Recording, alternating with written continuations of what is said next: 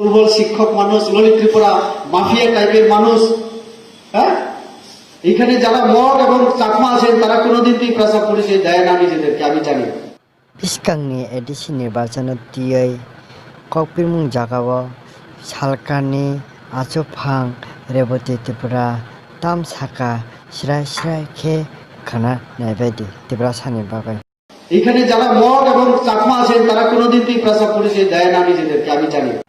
তানি বাগাই ব পর্যারিয়া তংনাবা নরকসে লিডারঙ্গই নেতাঙ্গই আহ কংনসে তাউন Simi Sao তংহাইবা Chakma mug Debbarma Reang Tripura যতন ওয়ালাইনানি অকংন বুলাইনানি অকংন সালাইনাय তামকে তাম সিমি নরকসে পর্যায় রি তংখা ত্রিপুরাসাবাই ত্রিপুরাসা থানচা তন্নানি নরকনি বিসিঙ্গ চাইতয়ানি বাগৈন। সাংবিধানিক যে আমাদেরকে অধিকার দেওয়া হয় শিডিউল ট্রাইব, তাতে অন্তর্ভুক্ত বলে তারাও এসটি অর্থাৎ জনজাতি। ত্রিপুরা রাজ্যে আমাদেরকে অন্যভাবে বোঝানোর চেষ্টা করা হয় ত্রিপ্রাসা ত্রিপ্রাসা। অটল বিহারী বাজপেয়ীর যে দেওয়া নাম এবং যে শব্দের মাধ্যমে আমরা সম্মান বোধ করি, কেন আমরা সেটা ব্যবহার করবো না? আর বিজেপি সেটা দেওয়ার চেষ্টা করছে আমাদেরকে। বিজেপি আসার আগ পর্যন্ত 25 বছর আমরা কোনোদিন জাতিতে পরিণত হতে পারিনি। আমাদের বিপ্লব বাবু ঠিক কথা বলেছেন, আমরা কেন উপজাতি হব? 184 জন রাজা রাজত্ব করেছেন।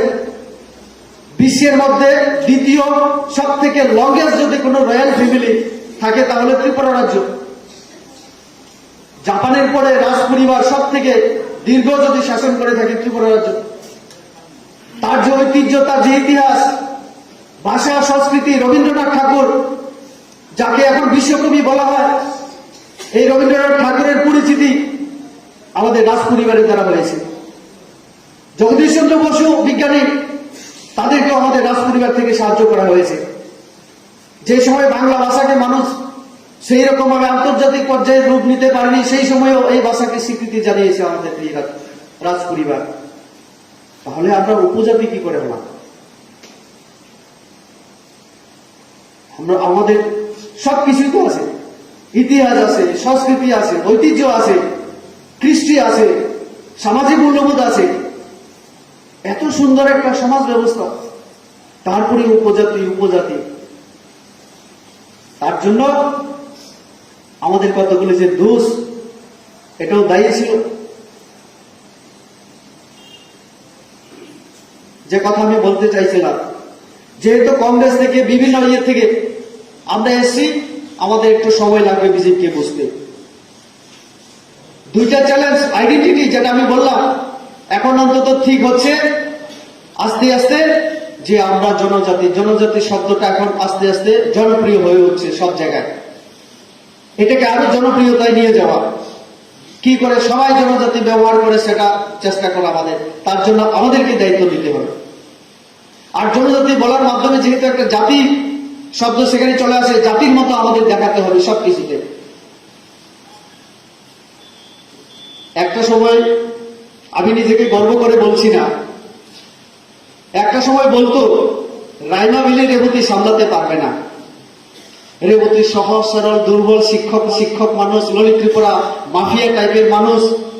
হ্যাঁ, কি করে ইয়ে করবে? আজকে ললিত ত্রিপুরার নাম আছে রাইমা মিলিতে। এই সহজ সরল শান্ত রেবতী ত্রিপুরাই তো সামলিয়েছে। আমি প্রায় শুনি জনজাতিদের মধ্যে নেতৃত্ব নেই, নেতৃত্ব নেই। লজ্জা লাগে আমার। এই চ্যালেঞ্জ আমাদের নেওয়া দরকার এখন। আমি যদি বাংলায় আলোচনা করতে পারি, তো নেতৃত্বের একটা গুণ যদি ত্রিপুরা রাজ্যে যদি নেতৃত্ব দিতে হয়, বাংলা কর্পোরে আমাদের জানতে হয় কিনা? আমি তো বাংলা শিখে নিয়েছি, তাহলে এই একটা যোগ্যতা তো আমি অর্জন করেছি। আমি তো মাধ্যমিক প্লাগ নই। এই যে চ্যালেঞ্জগুলি, নেতৃত্ব দিতে গেলে কি কি দরকার সেগুলি আমাদের অর্জন করতে হবে।